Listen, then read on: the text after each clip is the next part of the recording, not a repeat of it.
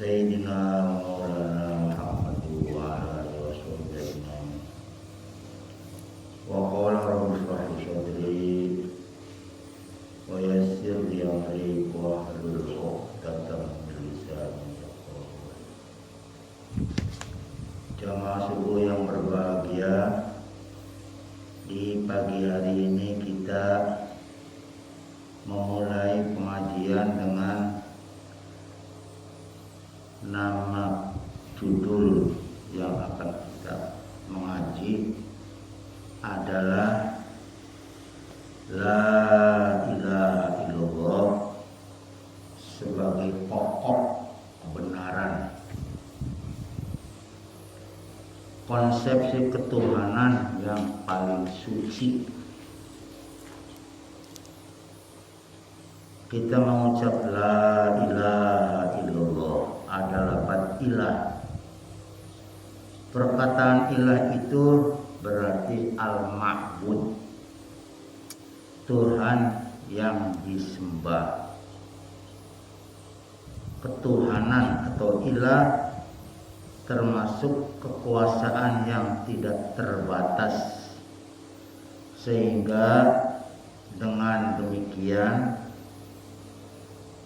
semua manusia yang ada di atas dunia ini butuh kepada Tuhan, dan kepadanya lah manusia itu meminta pertolongan, memohon perlindungan, dan agar diberinya keselamatan untuk melepaskan diri mereka dari bahaya dan rasa ketakutan, lagi pula segala rasa kesusahan dan penderitaannya. Perkataan Allah adalah dari nama Tuhan yang Maha Suci. La ilaha illallah berarti tidak ada Tuhan yang patut disembah selain Allah. Itulah konsepsi ketuhanan yang paling suci. Kita manusia yang hidup di alam dunia ini biasanya menghadapi dua hal yang pokok, yaitu takut dari bahaya dan takut dari susah dalam penderitaan. Dari kedua hal tersebut di atas, yang selalu merupakan ancaman dan bahaya dan kemusnahan manusia, maka di situ manusia mencari bagaimana cara penyelesaian dari kedua hal yang pokok tersebut untuk bisa melepaskan diri pada kesulitan itu, melepaskan diri dari rasa kekurangan, ingin dicukupi, dan tidak berpuasanya itu atau tidak kemampuannya itu menyebabkan harus atau merasa butuh bantuan dan minta perlindungan. Jauh sebelum itu, nabi-nabi Allah telah datang, diutus oleh Allah untuk memberikan petunjuk kepada khalayak manusia. Mereka manusia, tetapi sejumlah manusia yang semakin bertambah dan berkembang biak. Sebagian dari manusia tidak mau lagi menerima petunjuk dari Nabiullah itu, orang yang diutus oleh Allah menjadi nabi itu. Sedangkan banyak dari mereka yang tadinya menerima petunjuk dari nabinya itu lambat laun menempuh arah yang sesat dalam beberapa waktu yang diperhitungkan lamanya, tetapi lagi-lagi kehilangan petunjuk dan mereka sendiri memutarbalikkan fakta dengan memasukkan hal-hal yang baru atau dikatakan dalam agama itu bid'ah, mengada-ngada atau mencari-cari. Akhirnya terjadi penyelewengan. Mereka kembali lagi ke arah jalan yang salah, yang menyimpang, yang bid'ah. Dan penyelewengan mereka kembali ke jalan yang sesat. Berbagai kemusyrikan dan kekafiran sebelum datangnya kembali nabi atau orang yang diutus. Makanya Allah Subhanahu wa ta'ala terhadap kita manusia di alam dunia itu telah banyak mengirim nabi-nabi. Kalau tidak salah jumlahnya sampai mencapai 124 nabi, alias jumlah yang cukup banyak, yang kalau diuraikan nggak mungkin apa 124 nabi. Dari kurun ke kurun, manusianya benar, ada nabi, ada yang percaya, walaupun sebagian banyak masih nggak percaya. Tapi masa kenabian berakhir dan nabi itu pada akhirnya meninggal dunia karena dari bangsa manusia sendiri. Dan kita juga paham bahwa manusia itu diapit oleh dua keberadaan. Manusia di awal maupun di akhir diapit oleh ketiadaan. Berasal dari tiada, akan berakhir dengan tiada. Jadi antara nabi dengan nabi disebut masa patrah, masa kekosongan. Datang nabi, terbimbing lagi manusia, lama-lama nabinya mati, orang-orang yang berimannya mati, terjadi kekosongan, namanya masa patrah. Menyeleweng lagi manusianya. Tempat bertanyanya udah tiada, ulamanya udah tiada, sampai orang-orang beriman tiada, kosong lagi, turun lagi. Tapi setelah Nabi Muhammad, karena Nabi terakhir, itu terjadi kekosongan, tidak ada lagi yang diharapkan akan turun lagi Nabi. Sebab Nabi Muhammad adalah Nabi akhirul zaman. Jadi kalau ada orang ngaku-ngaku jadi nabi, bisa jadi itu nabi palsu. Dan memang dalam sejarah kita mendengar sejumlah orang yang mengaku nabi palsu. Jemaah yang berbahagia, tapi kita pernah mendengar ulama ummati kal anbiya'i Bani Israel. Ulama umatku itu diibaratkan seperti nabi-nabi Bani Israel. Maka ada istilah lain, al-ulama'u warasatul anbiya. Sebagai pewarisnya para nabi itu adalah ulama. Ulama ummati kal anbiya'i Bani Israel. Maka semacam Imam Ghazali, semacam Imam Abu Hanifah, Imam Maliki, Imam Syafi'i, Imam Hambali, yang jadi orang memahami munculnya berbagai macam pemahaman, itu ada yang berpikiran sempit, tapi ada orang yang berpikiran luas. Jadi ikhtilaf ummati rahmatun. Berbagai macam paham yang tidak sama itu sebetulnya hak kita bisa untuk memilih. Tapi ada yang dipelintir bolak-balik. Saya pernah mendengar ceramahnya Abdul Qadir Jawas ikhtilafu ummati rahmat. Itu tafsirannya tidak sama dengan tafsiran kita orang ahli sunnah wal jamaah. Padahal kalau kita kembali merujuk kepada ulama ummati kal anbiya Bani Israil, itu artinya kalau nabi-nabi dahulu terjadi masa patra, maka Allah mengutus ulama pembaharu.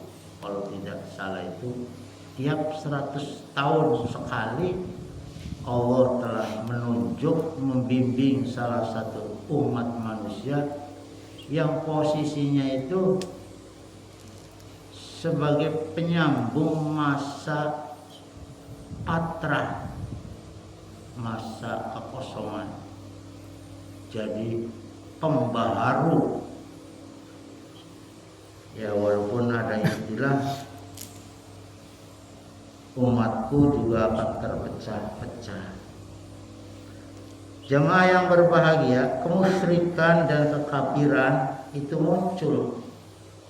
Maka sebelum datangnya kembali ajaran agama yang dibawa oleh Nabi dan Rasul, Tuhan mereka, memang mereka sudah mencari-cari Tuhan sebagai juru selamat dengan memakai petunjuk pikiran sendiri dengan ijtihad. Dengan jalan ini sudah tentu hasilnya tidak memuaskan sebagaimana hasil dari seorang nabi yang diutus dan menerima wahyu langsung dengan Allah. Maka kalau kesini itu mungkin ada ulama besar, ada waliullah, ada wali kutub. Itu ya posisinya ibarat lampu itu sudah padam, disulut lagi, menyinari lagi. Mereka hanya kalau sudah tinggal sedikit meraba-raba, fa'adollu wa adollu. Semakin bertambah jauh dari Tuhan karena sebagai juru penerangnya untuk dapat memberi petunjuk sudah meninggal. Jemaah yang berbahagia, tapi Nabi dalam firman-Nya tolabul ilmi faridotun ala kulli muslimin. Makanya menuntut ilmu itu tidak boleh kendor, tidak boleh putus, tidak boleh terjadi kekosongan. Sebab ilmu itu seperti imam, pemimpin, sedangkan amal itu yang mengikuti. Jemaah yang berbahagia, nabi-nabi dan rasul-rasul menjelaskan dalam berbagai macam ketauhidan. Jadi ada manusia terus mencari Tuhan tuh karena sudah jadi kebutuhan. Kalau melepas diri dari petunjuk Nabi Rasul yang berdasarkan wahyu, lalu manusia karena keterputusan, apakah jarak atau keterputusan sudah ditinggal, tapi manusia tetap terus mencari. Maka kita termasuk warga negara yang beruntung karena itu sudah dicantumkan dengan kepercayaan kepada Tuhan Yang Maha Esa. Jadi mudah-mudahan selagi masih ada Pancasila, kalau boleh dikatakan paham yang lebih luas, agama itu tidak boleh mati, tidak boleh padam. Memikirkan tanda-tanda adanya Tuhan dari ketuhanan Yang Maha Esa. Bila kita cara menempuhnya itu dengan berbagai macam cara bebas, tidak dipimpin oleh ihdinas siratal mustaqim dengan wahyu, bisa dengan cara filsafat, bisa dengan cara ilmu pengetahuan. Karena memang mereka menurut kondisi waktu itu untuk bisa menemui pemahaman atau meyakini Tuhan, bisanya dengan itu. Tetapi dengan jalan pengalaman ajaran-ajaran agama, maka Tuhan akan kelihatan lebih dekat dan lebih jelas. Kalau dengan filsafat kadang-kadang muter-muter untuk sampai kepada titik tujuan itu lama. Maka akibat pencarian Tuhan untuk perlindungan dan jalan pikiran saja, di mana manusia berpikir akhirnya mengalih kepada benda-benda yang besar atau yang aneh-aneh, itu mungkin mempunyai kekuatan-kekuatan gaib yang tidak kelihatan, mungkin dapat memberi keselamatan dianggapnya, semacam kepada dewa, kepada hantu, kepada roh. Itu kan hasil rekayasa manusia, saking butuhnya kepada Tuhan, lalu tempat untuk bertanyanya sudah tiada. Manusia harus, sebab sejak lahir manusia sudah diberi bakat rasa bertuhan. Alastu birabbikum qalu bala, syahidnya. Karena tidak ketemu dengan orang yang bisa menjawab atau menjadi contoh uswah, akhirnya ada yang menyembah gunung, ada yang menyembah api, menganggap udara, ada bintang-bintang, planet, matahari, menganggap sebagai keramat yang dikiranya dapat memberi kemungkinan untuk dapat melepaskan diri mereka dari faktor-faktor yang membahayakan dan menyusahkan. Maka sempat terjadi di belakang sana, sebelum kita dewasa, ada istilah aliran kepercayaan dan keyakinan. Maka akhirnya memuja benda-benda pusaka, dan itu masih tertanam. Lalu dikolaborasi dengan ilmu semacam syariat lah, kalau kita caranya penyembahan, semacam aliran kepercayaan paguyuban, macam-macam paguyuban, sangkan paraneng dumadi, contohnya subut. Sebetulnya mereka itu ya boleh dikatakan tidak salah, cuman mencari belum ketemu, ketemunya tidak pas, dan orang yang bodoh-bodoh di belakang berikutnya akhirnya ngikut saja, ngekor. Maka kalau berada dalam masa krisis, kebatinan yang memerlukan pertolongan yang sangat mendesak itu, di mana bermacam-macam manifestasi ketuhanan mereka yang mengakibatkan bermacam-macamnya aliran kepercayaan pada Tuhan, pada dewa, menyembah menurut kepentingan mereka. Ada olah rasa, kemudian ada semacam irakat, ada semacam pati geni. Ya karena penemuannya seperti itu. Maka al-ulama warasatul anbiya itu sebagai keterangan kita mendengar wajib satu wilayah itu ada orang alim sebagai ulama panutan. Kudu ana wong sing hafal Quran, kudu ana wong sing mendalam ilmunya serta amalnya yang khusus ya. Maka dalam keadaan seperti itulah Tuhan menunjuk atau kadang-kadang mendatangkan nabi lagi, pemimpin atau rasul yang tugasnya memberi petunjuk tentang kepercayaan harus dianut dan ditaati oleh manusia.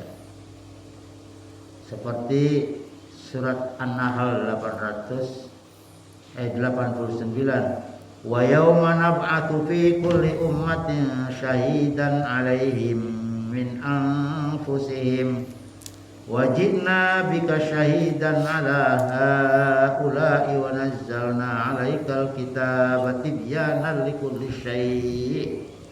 tibyanan likulli syai'in wa hudaw wa rahmataw wa busyra lil muslimin. Wa yauma nab'atsu fi kulli ummatin, lan ing dalem waktune ingsun tegese Gusti Allah mengutus ing dalam saben-saben umat syahidan sebagai pemimpin, sebagai orang yang dijadikan saksi alaihim pada umat, min anfusihim dari jenis makhluk umat itu sendiri, bukan jin, bukan setan, bukan malaikat, dari sebangsa manusia. Karena memang adanya itu untuk dijadikan contoh. Manusia kan punya sifat basyariah, bisa melek, bisa tidur, bisa sakit, bisa waras, berkeluarga. Akhirnya kita yang uswah itu gampang karena sesama manusia. Coba bayangkan kalau Allah mengutus seorang nabi panutan dari bangsa malaikat, ya malaikat atau jin atau setan, ya kuat lama-lama tidak makan. Kitanya uswahnya itu ya keder, masih mangan sega, berengsing di panutnya, puasa lama-lama tirakat, ahli takwa. Wajibna bika syahidan, dan kami utus engkau Muhammad syahidan, wong kang dadi saksi ala haula'i ngatasé mengkonon-mengkonon umat. Wa nazzalna 'alaikal kitaba, dan Allah menurunkan kepada engkau Muhammad kitab wahyu, tibyanan likulli syai', yang bisa memberikan penjelasan bagi tiap-tiap sesuatu, wahudan, dan sebagai petunjuk, wa rahmatan, dan sebagai rahmat, wa busyra lil muslimin, dan sebagai berita gembira yang dicanangkan, yang digambarkan, yang bisa dijadikan harapan oleh orang-orang yang taat kepada Allah dan Rasul. Jadi Nabi itu bukan hanya orang yang bisa memberikan penjelasan saja, bisa mulang, tapi seorang Rasul itu sebagai suri toladan. Seorang Rasul itu menjadi sang pembawa risalah, mewakili apa yang dikehendaki oleh Tuhan harus begini. Pemangku kalam ilahi sesuai dengan petunjuk wahyu. Pemangku kalam ilahi, peletak dasar, contoh toladan. Jamaah yang berbahagia, sekali lagi, la ilaha illallah itu adalah konsepsi ketuhanan yang paling suci dan konsepsi ketuhanan yang paling benar, yang sengaja didatangkan, dikirim oleh Allah Tuhan kepada kita manusia dengan perantaraan nabinya itu yang diutus.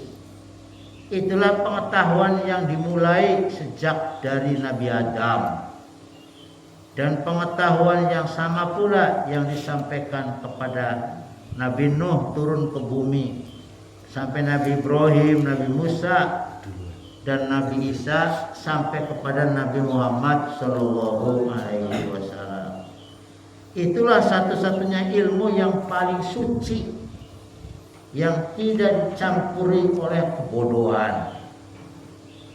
Itulah pokok dari segala kebenaran, titik permulaan untuk menyelidiki segala cabang ilmu pengetahuan.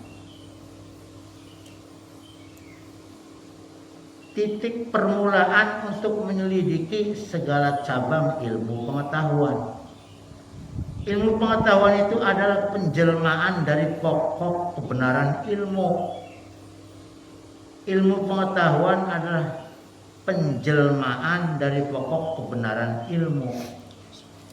Ilmu pengetahuan adalah hasil dari proses perkembangan dan kemajuan pemikiran manusia dalam mencari kebenaran. Manusia itu jamaah yang berbahagia bisa menjadi sesat. Manusia bisa menjadi musyrik. Manusia ada yang menyembah berhala. Manusia ada yang menyembah hawa nafsu. Manusia akhirnya lama-lama tergelincir jadi kafir oleh karena dia berpaling dari ajaran Tuhannya yang disampaikan kepada manusia dengan melalui perantaraan nabinya. Jamaah yang berbahagia, kekafiran adalah suatu macam daripada kebodohan. Kekafiran itu adalah satu macam dari kebodohan. Jadi kebodohan yang paling besar ialah kebodohan yang dimiliki oleh orang yang tidak mengetahui Tuhan. Kalau begitu Tuhan yang menciptakan kepada alam semesta ini tidak tahu, tidak beriman, tidak meyakini. Itulah pokok dari kebodohan. Jadi kekafiran adalah satu macam dari kebodohan. Dan kebodohan yang paling besar ialah kebodohan orang yang tidak mengetahui Tuhannya yang telah menciptakan dirinya dan yang telah menciptakan kepada alam semesta ini. Setiap nabi itu berusaha memenuhi tugas, misinya dengan cara yang baik, tetapi sejumlah manusia yang semakin membiak, berkembang biak, sebagian tidak mau menerima petunjuk dari nabinya itu karena banyak dari mereka menerimanya lambat laun menempuh arah yang sesat.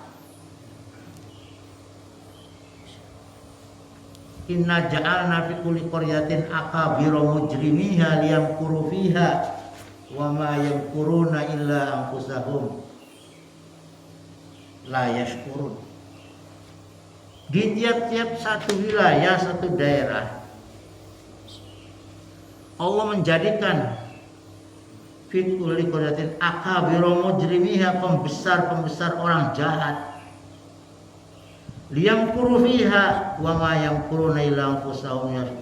Mereka juga bergerak dengan kejahatannya itu, ngajak batur, maka seperti saingan. Maka Allah menciptakan setiap nabi-nabi, setiap rasul-rasul itu makhluk yang dijadikan tandingan. Bahkan bukan dari jenis manusia, dari setan, dari iblis. Mereka juga yang berdakwah mengajak kesesatan, berdakwah mengajak kemungkaran. Bahkan muncul di zaman Nabi, di zaman orang-orang tertentu mengatakan akan tugasnya, saya tugasnya menyesatkan. Jadi orang yang berusaha untuk mencari teman sama-sama masuk neraka juga ya berdakwah. Orang yang ingin mengajak tibyana likulli syai' wa basyiril muslimin, menjelaskan dan memberikan kabar gembira masuk surga, ya juga berdakwah, ngajak. Jadi yang jahat ngajak, yang benar juga ngajak sebagai lawan. Ibarat kesebalasan itu ya bertanding. Allah jadikan setiap nabi musuh dari bangsa manusia dan dari bangsa-bangsa halus lainnya, menggoda manusia. Pada akhirnya sesuai dengan kondisi dan keadaan dunia, di mana telah membutuhkan agama yang lengkap dan agama yang dianggap segala-gala ada secara umum, maka Allah Subhanahu wa ta'ala mengutus Nabi akhir zaman, yaitu Nabi Muhammad. nabi yang paling sempurna, untuk merintis kembali ajaran yang asli agar memperingatkan, mengajak manusia kepada yang ada di dunia ini dengan dua prinsip. Prinsip ketuhanan yang Maha Esa sebagaimana dalam Al-Baqarah 164, wa ilahukum ilahu wahid la ilaha illa huwar rahmanur rahim. Ini yang benar tuh begini, wa ilahukum utawi pangerane sira kabeh iku ilahun wahid, pangeran yang satu, yang tunggal, yang esa. La ilaha illa huwa, tiada lagi Tuhan itu melainkan Dia, Ar-Rahman Ar-Rahim, yang Maha Pengasih lagi penyayang. Dan Rasul juga itu Al-Qur'annya. Rasul juga bersabda, ya ayuhan nas innama ilahukum ilahu wahid. Wahai sekalian manusia, bahwa sesungguhnya Tuhan kalian itu adalah Tuhan yang satu, yang esa, yang tunggal. Nah, kalau kita masih berpegang Pancasila adalah di sila pertama. Wa inna aba'akum wahidun. Kata Nabi, sabdanya bahwa sesungguhnya bapak-bapakmu sekalian itu wahidun, satu. Kullukum min Adam. Sesungguhnya semua dari kamu iku min Adama, asalnya dari satu manusia, min nafsin wahidah, turunan Nabi Adam. Kullukum min Adam wa Adamu min turabin. Bahan baku untuk menciptakan Adam, Allah ciptakan bahan dasarnya dari tanah. Inna akramakum, bahwa sesungguhnya semulia-mulianya kamu, yang paling mulia-mulianya kamu, indallahi, menurut pandangan Allah, iku atqakum, orang yang bersikap hati-hati menghadapi Tuhannya. Takwa, paling takwa. Jadi kalau mengambil ayat yang wa ilahukum ilahu wahid dan bersandar dengan sabda Rasulullah, kehormatan manusia itu dari sifat kemanusiaannya sendiri, bukan dari bangsanya atau keturunannya atau lapisannya atau warnanya atau kekayaannya dan lain-lain. Apabila seseorang itu bertafakur atas dirinya sendiri saja, ia akan dapat mengetahui bahwa dirinya ini pada masa dahulunya itu tidak ada, diapit oleh ketiadaan, dan pada akhirnya manusia juga akan berpikir lagi, akan kembali kepada tidak ada. Jadi adanya kita ini diadakan oleh yang maha ada. Al-mubdi'u ya khaliq, di dalam Istighosah itu, ya mubdi'u ya khaliq. Yang mubdi'u, yang pertama kali menciptakan tanpa didahului oleh contoh sebelumnya.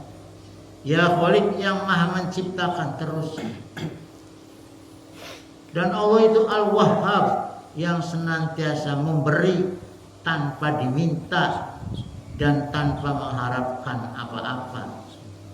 Orang yang jahat silakan jahat, iya sya' fal yu'min wa iya sya' fal yakfur. Yang hidup beriman, ya diberi hidup. Wa huwa yuhyi wa yumit, yang menghidupkan dan yang mematikan. Wa huwa ar-raziq, semuanya diberi nikmat, diberi rizki. Nah, apabila seorang itu bertafakur atas dirinya sendiri, maka ia akan dapat mengetahui bahwa dirinya ini pada masa dulunya itu tidak ada. Dan kalau lebih jauh lagi, kita ini juga nantinya akan tidak ada lagi. Berarti adanya kita ini sama dengan khoyal. Khoyal itu khayal. Adanya kita ini bukan ada yang sebenarnya, ada yang diadakan oleh yang maha ada, oleh Al-Khaliq, Sang Maha Pencipta. Bahkan Sang Maha Pencipta itu memberikan khiyar, silahkan berbuat apa maumu. Tapi juga kita diingatkan pula, silakan berbuat sekehendakmu, tapi ingat, ada yang memperhatikan dan mencatat, nantinya ada balasan, disebut yaumul jaza. Silakan kita diberi rasa ingin, senang, silakan, tapi pada ujungnya akan berpisah, tidak akan berpisah. Tidak akan bareng-bareng mati satu lubang. Sampai ada orang, aku cintamu, aku cinta kepadamu sehidup semati. Bohong. Turun wae mati, pasangannya mati, ayo mati bareng. Yang kodingin. Ingatlah bahwa pada ujungnya kita akan berpisah dengan apa yang kita cintai. Inna lillahi wa inna ilaihi raji'un. Kemana kita akan kembali bersama ketemu dengan Allah Subhanahu wa ta'ala. Man kana yarju liqa'a rabbih fa inna ajalallahi la'atin. Siapa yang berharap penuh, ngarep-ngarep pengen pisan ketemu dengan Tuhannya, bahwa janji itu pasti cepat atau lambat akan ketemu dengan kita. Jadi kita ini wa ilaihi raji'un, kembalinya kepada Allah Subhanahu wa ta'ala. La yanfa'u malun wala banun, tak ada lagi gunanya harta benda yang kita jaga, anak yang kita manja, illa man atallah biqalbin salim, kecuali kita akan kembali kepada Allah membawa hati yang salim. Ada qalbun salim, ada qalbun marid. Fazadahumullahu marado, qalbu yang sekarat, sudah penyakit derita bertambah, stadium, ada lagi qalbun mayyit yang tidak bisa menerima ketuhanan, tidak beriman sama sekali. Makanya la ilaha illallah itu pokok kebenaran, sedangkan ilmu itu cabang dari kebenaran yang diulang-ulang, dipelajari dan diamalkan. Akhirnya menemukan manisnya kebenaran dengan melalui jalan filsafat, teknologi, dengan pembangunan. Akhirnya mengabaikan kebenaran itu, musyrik, kafir. Nah, sesungguhnya orang yang paling bodoh itu adalah orang yang tidak kenal dengan Tuhannya. Siapa yang menciptakan dirinya dan siapa yang menciptakan apa yang dibutuhkan oleh dirinya. Itu sebetulnya sebodoh-bodohnya orang bodoh, jemaah yang berbahagia. Oleh karena itu manusia dapat menjadi sadar dan akhirnya berpikir bahwa benda-benda yang dibanggakan atau katakanlah disembah itu, ada yang menyembah sungai besar, ada yang menyembah petir, ada yang menyembah angin. Tidak merdeka, dia bergantung pada udara membawa awan. Udara sendiri tidak berkuasa, ia bergantung pula kepada sebab-sebab yang lain. Ada yang menyembah bulan, ada yang menyembah matahari. Itu Lama-lama manusia harusnya sadar. Farji'il basara hal taro min futur sumarji'il basara lan khosiatan ta'ala. Farji'il basara hal taro min futur sumarji'il basara harrotaini yang qalibu ilaikal basaru khasi'au wa huwa hasir. Karena itu lihatlah berulang-ulang. Adakah kamu lihat sesuatu yang tidak seimbang, tidak harmonis? Kemudian pandang sekali lagi, niscaya penglihatanmu akan kembali kepada kamu dengan tidak menemukan sesuatu cacat, dan penglihatan itu pun pikiranmu itu dan keadaan tak berdaya. Yang namanya makhluk itu sebetulnya tidak berdaya. Yang maha kuat, yang maha segala-galanya adalah Allah yang sudah ditunjuk oleh para nabi, para rasul itu. Makanya kalau ada syahadat berbunyi la ilaha illallah Muhammadur Rasulullah, yang mengantarkan kita jadi beriman itu ya Muhammad Rasulullah itu.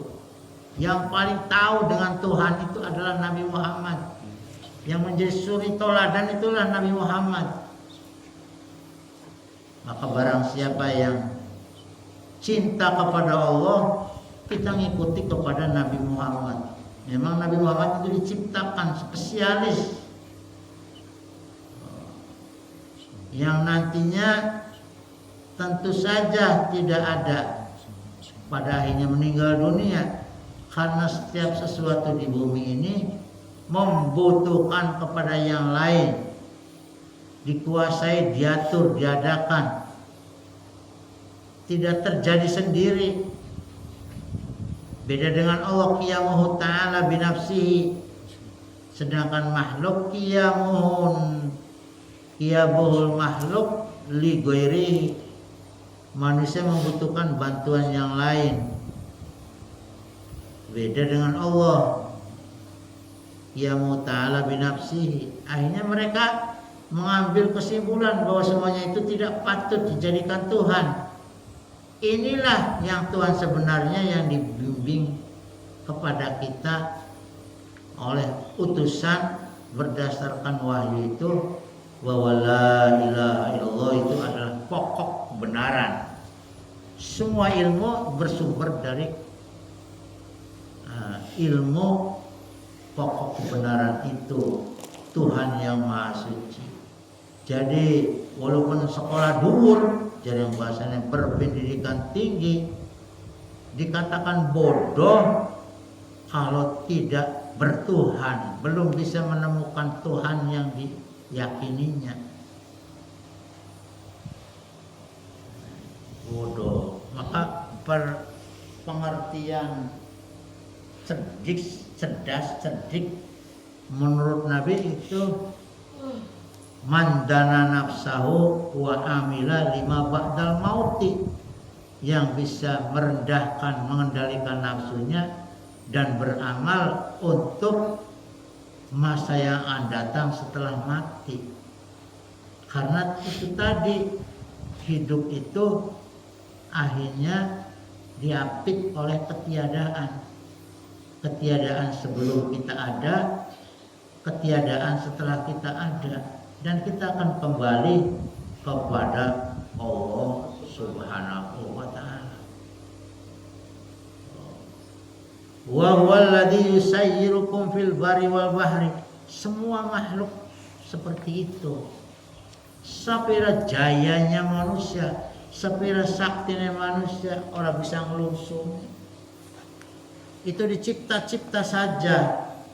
Semacam kita mengkultuskan seseorang bahwa si anu itu masih hidup, itu khoyal, sebetulnya hayal saja.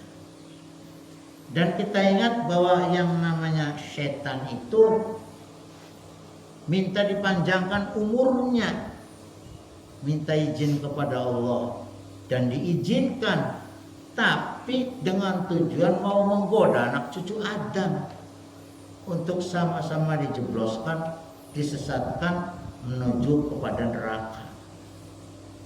Makanya para nabi pernah menyatakan abdoluma utawi abdulnya sesuatu kultu kang ucap sapa ingsun ho ing sesuatu ana ya isun wan nabiyuna lan para nabi min qabli sadurunge isun iku la ilaha illallah.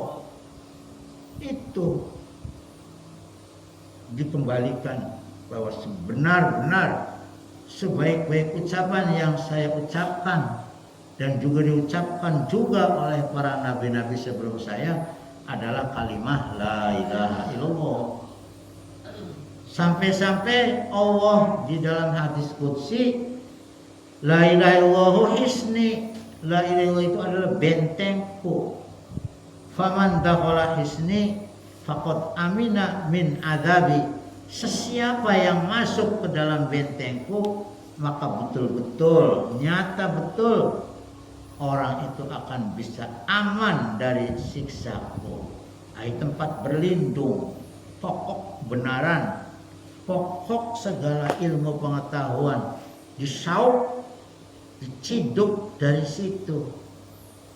Maka kalau orang yang sudah beriman ala bidzikrillahi tatmainnul qulub, hatinya akan menjadi tenang. Jamaah yang berbahagia, tetapi kita pernah mendengar ceramahnya Pak Kiai Indramayu Pasakul Yasin, kalau tidak salah diundang di Mabes Polri. La ilaha illallah miftahul jannah. La ilaha itu adalah kuncinya surga. Barang siapa yang di akhir ucapannya setelah itu terus mati dengan la ilaha illallah masuk surga. Secara akal, karena manusia dipai ilmu, dipai akal, enak teman. Hanya dengan la ilaha illallah masuk surga. Emang surganya kepunyaan nenek moyang kamu, wong tuanya kamu. Ternyata Wahab bin Bunabih pernah diajak dialog berbincang. Wahab bin Nabi itu orang yang hidup di masa tabi'in. Orang tuanya itu dari Persia. Terus masuk Islam, gabung di masa zamannya Khalifah Utsman bin Affan. Nah, anaknya Wahab bin Nabi itu sebetulnya dulu Persia itu penyembah api. Ya boleh dikatakan Yahudi atau Nasrani atau Majusi. Tetapi setelah masuk Islam, dia bisa mengkolaborasi atau mencocok logi dengan ajaran-ajaran kitab sebelumnya. Jadi ilmu pengetahuannya rada luas. Sehingga di zaman anaknya sahabat Umar tuh, Umar bin Abdul Aziz, masa kekuasaan tanah jajahan Islam sudah luas, diangkat menjadi qadhi. Qadhi itu mungkin sekarang mah jadi di pengadilan. Kalau qadhil qudat itu pengadilan tinggi di zamannya Khalifah Umar bin Abdul Aziz. Dialog oleh masyarakatnya. Wahai Wahab bin Nabi, Wahab bin Nabi itu termasuk ahli sejarah dan menguasai tafsir Israiliyat. Wahai Wahab bin Nabi, betul kan kalau la ilaha illallah itu kunci surga? Jawabnya betul. Jawabnya betul, la ilaha illallah itu kunci surga. Tapi bukankah setiap kunci itu ada rengget-renggetnya, ada gigi-giginya? Iya, setiap kunci itu ada gigi-giginya. Nah, bagaimana kalau seseorang atau kamu datang mendekati pintu surga, mau membuka surga, bawa kunci surga, gigi-giginya nggak ada, polos. Apakah kiranya pintu surga bisa kamu buka? Kan nggak mungkin bisa membuka pintu. Tapi kalau orang membawa kunci masuk sampai di gerbang surga, kuncinya ada gerigi-geriginya, ya bisa kebuka. Para ulama menggali bahwa gerigi-gerigi la ilaha illallah itu adalah amalan yang dilanjutkan seterusnya setelah kita mengucapkan la ilaha illallah itu.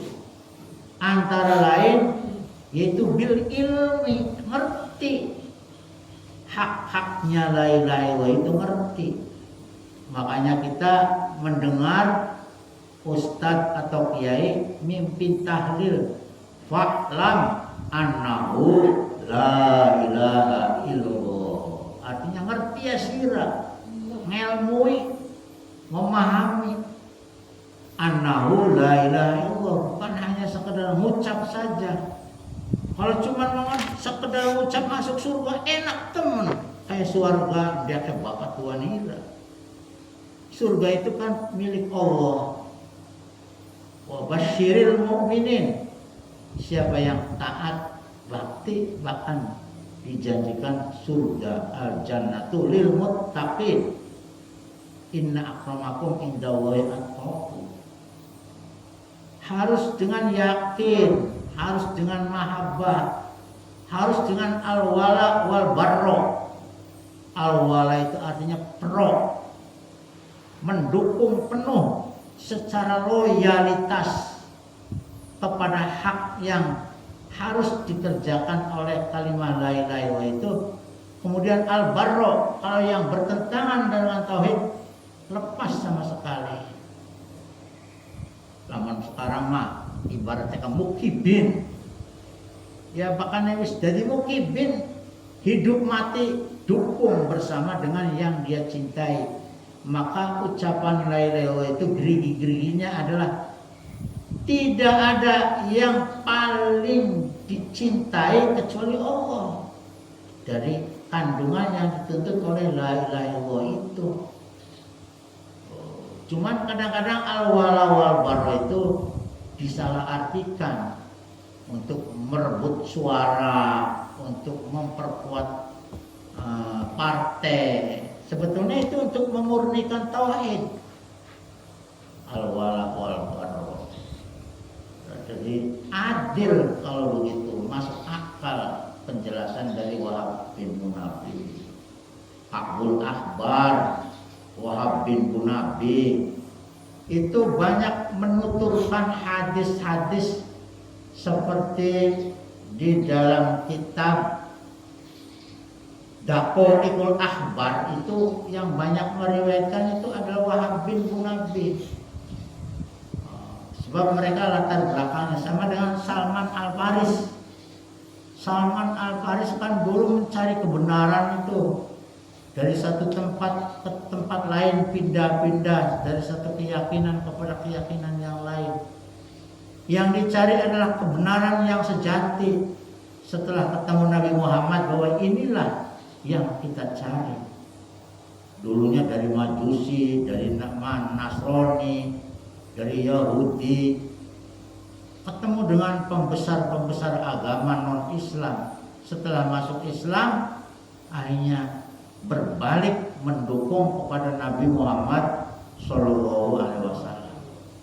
Ada seorang ahli kitab non Muslim, ahli dalam kitab Taurat atau Injil, Yahudi atau Nasrani atau Majusi. Saat menjelaskan tanda-tanda seorang Nabi terakhir Muhammad itu oleh pengikutnya dibohong-bohongin, jangan percaya. Akhirnya disobek, besoknya muncul lagi, disobek muncul lagi. Tapi sudah masuk di dalam hati. Dia tidak tidak berkehendak masuk Islam, tapi Islam masuk ke dalam hatinya. Akhirnya nekat mencari nama Muhammad yang sesuai dengan ciri-ciri yang ada di dalam kitab orang Yahudi, orang Nasrani. Setelah ketemu, Nabi Muhammad sudah meninggal dunia.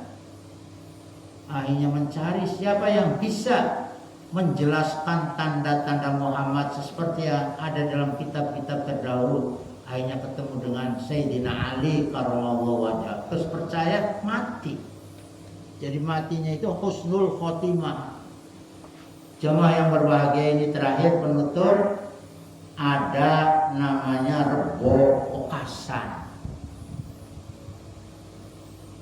Yamhullahu ma yasha wa yusbit wa indahu umul kitab.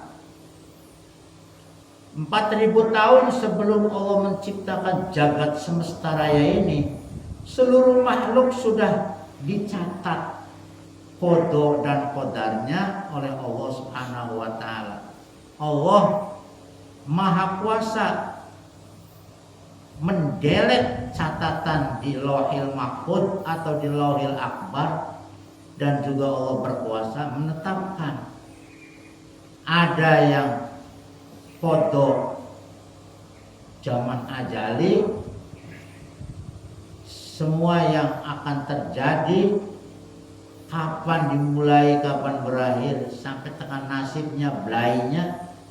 Ada yang foto tahunan, foto umur, ada yang foto tahunan, ada yang foto harian. Itu diturunkan penjelasannya pada setiap akhir Rebo bulan Sabar. Maka di situ karena Allah itu Ta'ala yang Allahu ma yasha, mendelete, menghapus apa yang dikehendaki oleh Allah, wa yusbit, dan menetapkan keputusannya Allah. Wa indahu umul kitab, itu semua telah tercantum, dicatat di dalam Lauhil Mahfuz. Loh itu artinya papan, mahfud itu yang dijaga. Ada yang mengatakan Lauhil Akbar, jaga papan yang besar. Nun wal qalami wa ma yasturun, diceritakan pada waktu Nabi Isra Mi'raj mendengar gerit-geritnya suara pena yang mencatat apa yang sudah terjadi, yang sedang terjadi, dan yang akan terjadi. Gerit-geritnya suara pena itu dicatat di dalam Lauhil Akbar, di dalam Lauhil Mahfuz. Nah, kita meyakini bahwa tidak akan ada yang bisa merubah takdir kecuali doa. Allah punya sifat Rahman Rahim, maka kita berikhtiar, berusaha, dan berdoa kepada Allah Subhanahu wa taala. Doa tolak bala sekian ribu jumlahnya diturunkan ke bumi supaya kita diselamatkan dari keputusan Allah di Lauhil Mahfuz. Sing maune cilaka jadi selamat. Mengingatkan kepada kita ketergantungan kepada kita, karena kita itu diapit oleh dua ketiadaan sebelum kita ada dan ketiadaan pungkasan setelah kita ada, dan kita akan kembali menggantung as-somad kepada Allah Subhanahu wa taala. Takdir harian, yas'aluhu man fis samawati wa man fil ardi kulla yaumin huwa fi sya'an. Bergantung kepada Allah penduduk langit dan penduduk bumi. Maka Allah Subhanahu wa taala sibuk melayani umatnya. Allah mengizinkan yang baru, mematikan yang sudah habis waktunya, memberi rezeki, menyelamatkan.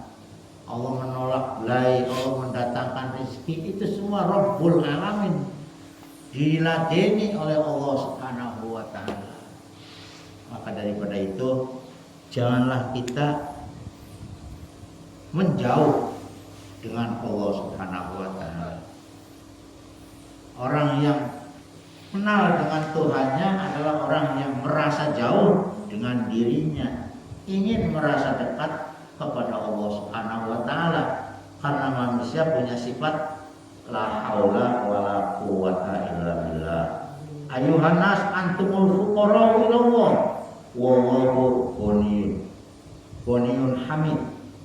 Sedangkan Allah istighna, ghaniyun maha kaya, hamidun maha terpuji.